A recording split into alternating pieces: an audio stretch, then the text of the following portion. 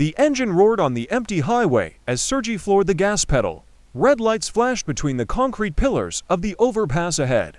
The speedometer showed 90, but the gap between the cars did not decrease. Where was she going at 11:30 at night? The thought was beating in her head like a bird in a cage. Her wife said she was going to see her friend Lena on urgent business, but Lena lived on the opposite side of town.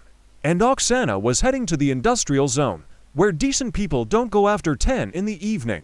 Ahead of them, a turn signal flashed. Oksana abruptly turned right without turning on the turn signal. Sergey tried to follow her, but a truck jumped out from around the turn, blocking the road.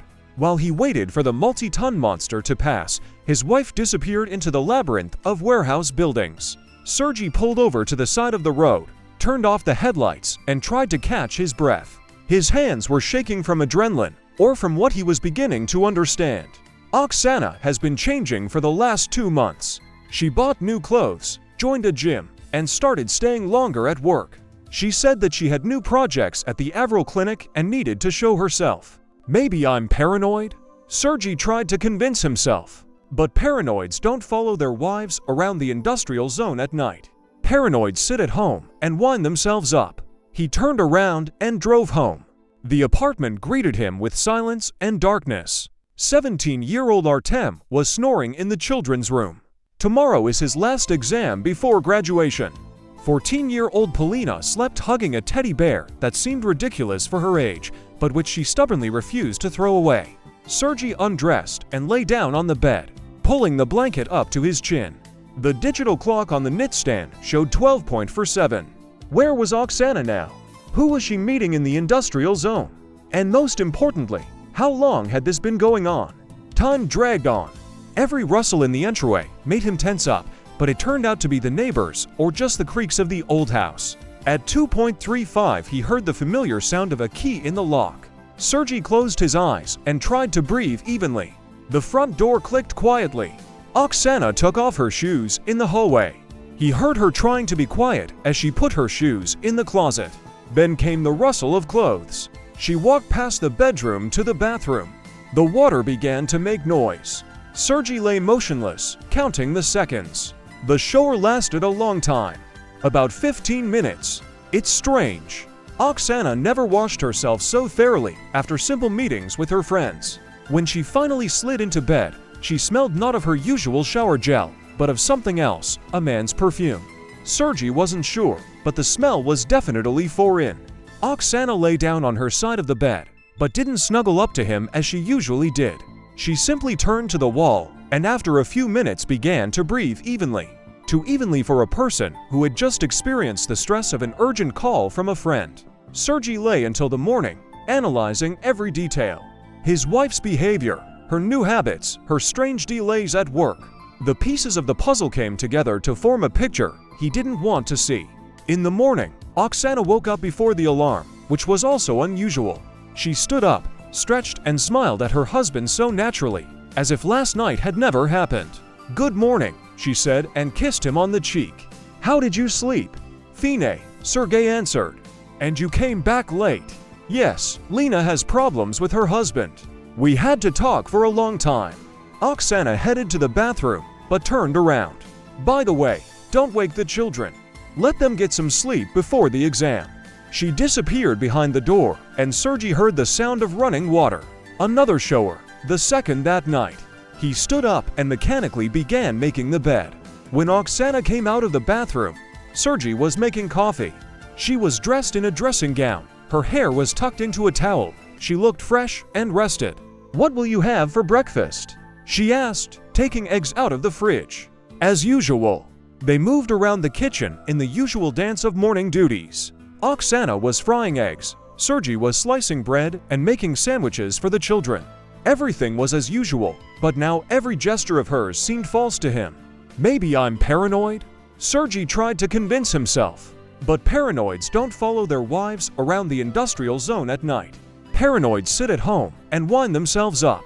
He turned around and drove home. The apartment greeted him with silence and darkness. 17-year-old Artem was snoring in the children's room. Tomorrow is his last exam before graduation. 14-year-old Polina slept hugging a teddy bear that seemed ridiculous for her age, but which she stubbornly refused to throw away. Sergey undressed and lay down on the bed, pulling the blanket up to his chin. The digital clock on the nightstand showed 12:47. Where was Oksana now? Who was she meeting in the industrial zone? And most importantly, how long had this been going on? Time dragged on. Every rustle in the entryway made him tense up, but it turned out to be the neighbors or just the creaks of the old house. At 2:35, he heard the familiar sound of a key in the lock. Sergey closed his eyes and tried to breathe evenly. The front door clicked quietly. Oksana took off her shoes in the hallway. He heard her trying to be quiet as she put her shoes in the closet. Then came the rustle of clothes. She walked past the bedroom to the bathroom. The water began to make noise. Sergey lay motionless, counting the seconds. The shower lasted a long time.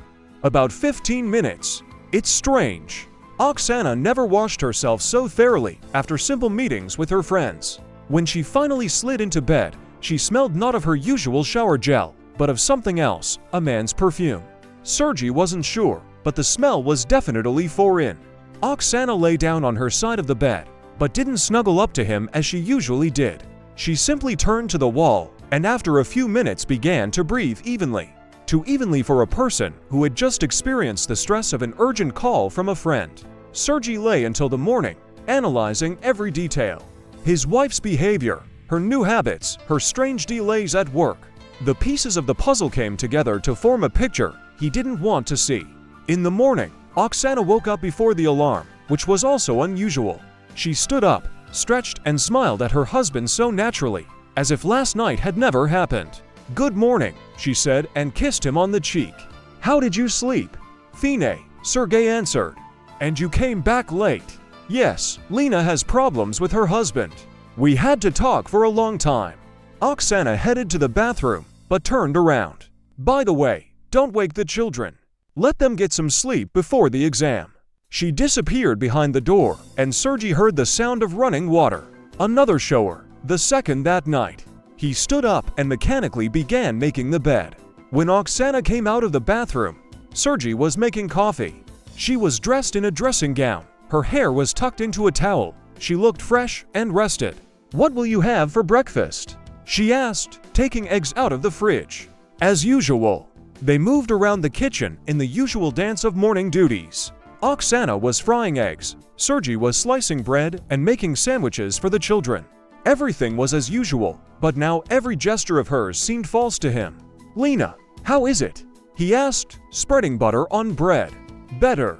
My husband promised to improve." Oksana didn't raise her eyes from the frying pan. "I hope this time she's serious." "What happened?" "Just family problems. I don't want to discuss other people's business." She put the eggs on plates and sat down across from her husband at the table.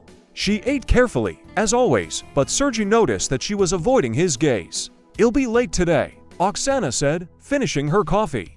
"We're taking inventory at the clinic." "Until what time?" "I don't know. Maybe until 9. Or until 10. After breakfast, Oksana got ready for work. Sergey walked her out, and when she leaned down, he looked into her bag. There, among the usual women's things, was a key. Small, silver, obviously from a car. But not from their car. Their keys had a black plastic base with alarm buttons. "Bye," Oksana said, kissing her husband goodbye. Sergey stood in the doorway until the elevator took her down. Then he returned to the apartment and sat down at the computer. The workday began at 9, but now it was only 7 in the morning. He opened the search engine and typed in, "How do you know if your wife is cheating?" Then he deleted the query and closed the browser. It was stupid. He's not a teenager looking for answers on the internet. But the stranger's key in his wife's bag was a fact. As was the night trip to the industrial zone. And the new perfume on her skin. Sergey poured himself some more coffee and tried to concentrate on his work. But his thoughts kept returning to Oksana, about how she had changed in the last few months. She had become more attentive to her appearance, but colder towards him. She smiled more often, but those smiles seemed forced. Maybe she's just having a midlife crisis? Sergey tried to find a rational explanation. 35 years old. The age when women start to rethink life. Maybe she just wants to feel attractive? But then why would she need someone else's car key? Sergey started with what he knew best, with the computer. They had a shared laptop at home, which the whole family used. Oksana often checked her mail and social networks from it. He opened the browser and checked the browsing history. The latest entries were from yesterday. The clinic's website, news, online cosmetics store. Nothing suspicious. But Sergey knew that the story could be cleared.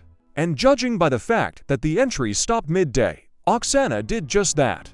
Her email was also almost empty. The sent folder contained only work letters to colleagues and a couple of messages to friends. But the deleted folder was completely cleared. This was already alarming. Oksana was usually not so pedantic in matters of digital hygiene. Sergey tried to restore the deleted files using a special program. The process took 2 hours, but the result was disappointing. She became cautious, he realized. Oksana hadn't thought about digital traces before, so she had a reason to hide them. The next day, he noticed something he hadn't noticed before. Oksana came out of the shower in new lingerie. Lace, expensive, clearly not from the sets that were in her dresser drawer. She had never worn anything like that on him. "Beautiful," he said, nodding at the linen. "Thank you." Oksana smiled, but there was no warmth in the smile. "I bought it yesterday. I decided to treat myself." "What's the occasion?" A woman needs a reason to buy herself beautiful lingerie. She turned to the mirror and started combing her hair. Sergey noticed that her hairstyle had changed too. Oksana used to wear her hair long. Now it was shorter, with light waves. Stylish, modern. "When did you have time to go to the hairdresser?" he asked. "During lunch break. A new salon opened near our clinic." At breakfast, Oksana announced that she had signed up for a gym. "Starting tomorrow, I'll be going to fitness," she said, spreading jam on toast. "The doctor says I need physical exercise. Sedentary work is bad for my health." "Which doctor?" Sergey asked. "Head physician, Dmitry Valerievich. He recommends that all employees do sports." Oksana said the head doctor's name in a special way, with a slight smile that Sergey couldn't decipher. "Where is this gym?" "Next to work. Very convenient. I can come in right after my shift. This means that delays at work will now be explained by training." A very convenient legend. The next day, after lunch, the mother-in-law rang the doorbell. Lyudmila Petrovna showed up with a large bag of groceries and the usual look of concern on her face. "Is Oksanka at work?"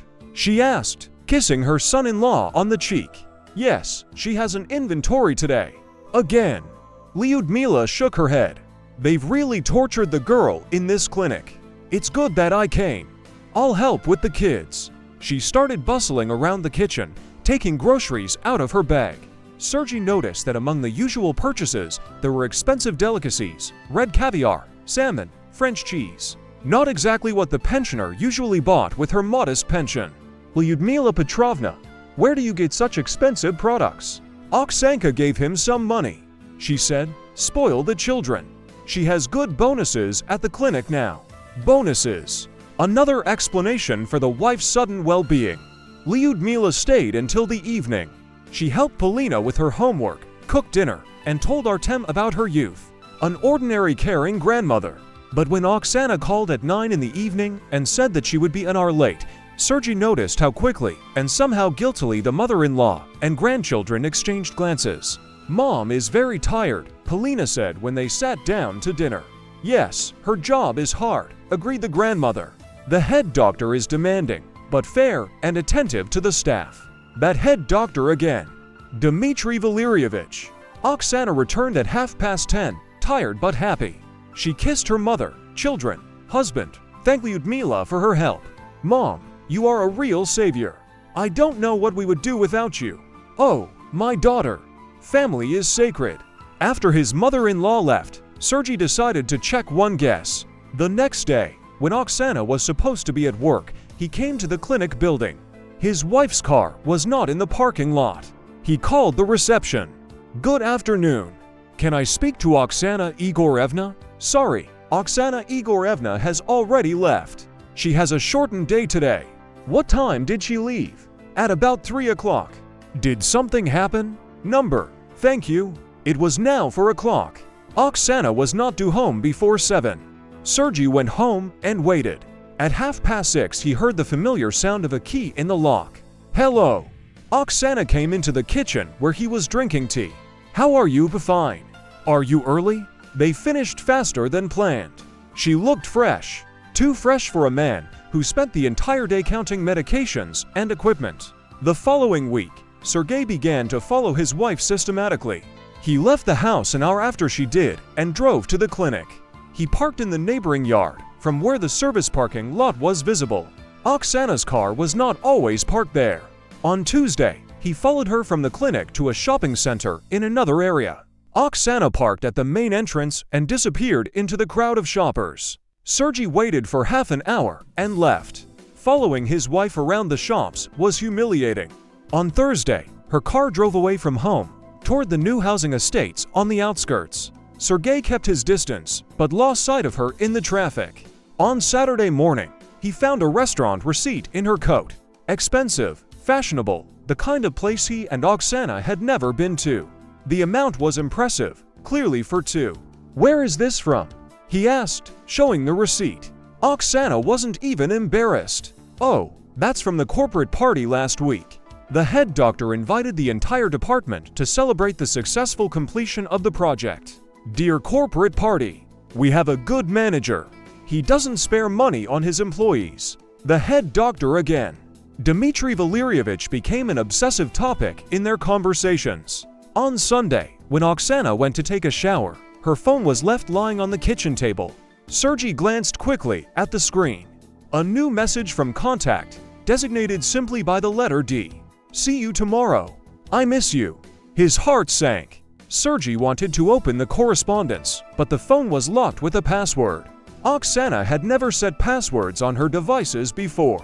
The sound of water in the bathroom stopped. Sergey quickly put the phone back and pretended to read the news on his tablet. Oksana stepped out of the shower in her robe, picked up her phone, and immediately checked the message. Her face lit up with a smile for a second, but when she looked up and saw her husband, her expression became neutral. "Work," she said. "Tomorrow you need to come earlier." On Monday, Sergey decided to take a more serious step. He remembered that Oksana had a habit of talking to her mother in the evenings. Usually these conversations took place in the kitchen while she was preparing dinner. He pretended to work in the bedroom, but left the door ajar. "Mom, I told you. The main thing is not to rush." He heard his wife's voice. He does not suspect anything, but he became more attentive. "Yesterday, I found a receipt from a restaurant." Pause. Lyudmila answered something. "Of course, I explained it to the corporate party. He believed it, as always." Another pause. "I don't know. Maybe another month or two. The main thing is not to do anything stupid now." Sergey strained, trying to hear every word. "Yes," he offered. "But I'm not ready for such drastic changes yet. I need to think it all over." Who is he? What kind of radical changes are we talking about? "Mom, I have to go. Sergey is home. Let's talk tomorrow." The conversation ended. Sergey heard his wife hang up and start rattling dishes while preparing dinner. He lay on the bed, digesting what he had heard. He suspected nothing. So there was something he should suspect. Another month or two. Until what? What event was Oksana preparing for? And most importantly, who is this person who made her some proposals? That same day from the phone, Sergey realized that simple observation was not enough. More decisive actions were needed. But he didn't know what he was dealing with yet. Suspicions were one thing, facts were another. And he had few facts. Not enough to make accusations, but enough to be sure that the wife is hiding something. And this something concerns not only her. Sergey found the master through online ads. Ivan Petrovich turned out to be a man of about 50, with calloused hands and the indifferent look of a man who had seen everything in life. "Hidden video surveillance in your own apartment?" the master asked, looking around the rooms. "Yes. I need to know what's going on at home while I'm away." "I see." Ivan Petrovich nodded without asking any questions. "Will 2 cameras in the living room and hallway be enough? And in the bedroom?" The master raised his eyebrows, but said nothing. In his long practice, he had installed cameras in stranger places. The job took 3 hours. The cameras were microscopic, no bigger than a button. One was hidden in a living room bookcase, another in a hallway light, and a third was hidden in a photo frame on a bedroom dresser. The image was transmitted to a special application on Sergei's phone. The quality is good. The sound is also recorded, the technician explained, setting up the program. The recording goes to the cloud. There is enough space for a month of continuous shooting. In the evening, when the family was having dinner, Sergei turned on the cameras for the first time. An image of the kitchen appeared on the phone screen. Oksana was putting salad on the table. Polina was telling something about school. Artem was silently chewing a cutlet. A typical family idol. But now he could control this idol 24 hours a day. The next day, looking through the recordings, Sergei saw something interesting. At 2 o'clock in the afternoon, when everyone was supposed to be at work and school, Oksana came into the apartment. Not alone. There was a man with her, tall, in an expensive suit, with a bag in his hands. The recording showed the stranger taking a bouquet of white roses and a box out of the package. Clearly jewelry. Oksana laughs and thanks for the gifts. Sergei rewatched the episode several times, trying to make out the man's face. But the camera was set up to high, and the viewing angle showed mostly the top and back of his head. When Oksana came home that evening, she was wearing new earrings. Elegant, with small diamonds. Beautiful, Sergei noted. Thank you. The wife mechanically touched her earlobe. A bonus from the head doctor. Dmitry Valyrievich noted my work. Generous leader. Good person. Knows how to value employees. Again this Dmitry Valyrievich. The name sounded more and more often, and each time Oksana pronounced it with a special intonation. The next day, Sergei decided to check his wife's words. At lunchtime, he arrived at the clinic building. The parking lot was half empty. Only 5 or 6 cars. For a medical facility during business hours, this was strange. He went to the reception. Good afternoon. I'm here to see Oksana Igorevna. Are you signed up? Asked the girl behind the counter. I'm her husband. I wanted to hand over the documents. Oksana Igorevna is not working today. She has a day off. A day off. And she was talking about the accounting department. The girl shrugged. Maybe you're confused. We have a very quiet day today. Sergei left the clinic with a heavy feeling in his chest. Oksana was lying. Systematically, thoughtfully lied. In the evening at dinner he could not stand it. How did he lie hard? Oksana was tired, rubbed the bridge of her nose. We were busy all day. Dmitry Valyrievich personally supervised the process. He's probably as tired as you are. Yes, but he's a good guy. He doesn't shift responsibility to his subordinates. Every word was a lie. And Oksana said these words so naturally, as if she had actually spent the day in a stuffy accounting office and not in the arms of a lover. The next day, an unfamiliar male voice called. Hello, is this Sergei Nikolaevich? Yes, we need to meet. I have information about your wife. Who is speaking? It doesn't matter. The main thing is that your wife is not where she speaks, and not with those she speaks with. What do you mean? Let's meet. I'll tell you more. The park by the shopping center, a bench by the fountain. In an hour, wait. But the phone has already been hung up. Sergei sat with his phone in his hands, trying to understand what was going on. Who was this man? Where did he get his number? And most importantly, what did he know about Oksana? The hour dragged on painfully long. Sergei arrived at the shopping center 15 minutes before the appointed time and sat down on a bench near the fountain. There were few people, a weekday, working hours. Half an hour passed. No one approached him. Another 20 minutes later, he realized that he was being played or intimidated. Who needed this? And why now? An unpleasant surprise awaited him at home that evening.